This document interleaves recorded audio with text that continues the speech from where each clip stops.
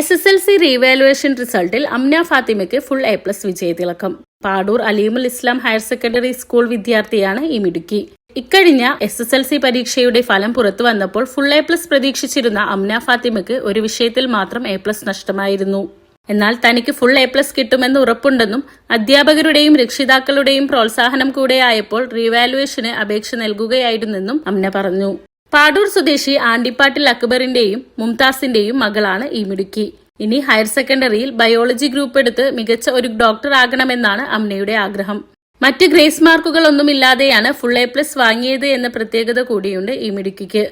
Head mistress VC Bose, staff secretary PM Muhasin, PTA president RH Haris, mother PTA president Asma Shakeer, executive അംഗം Subaida Shanavas, class അധ്യാപിക KK Shiny എന്നിവർ വീട്ടിലെത്തി memento നൽകി അനുമോദിച്ചു.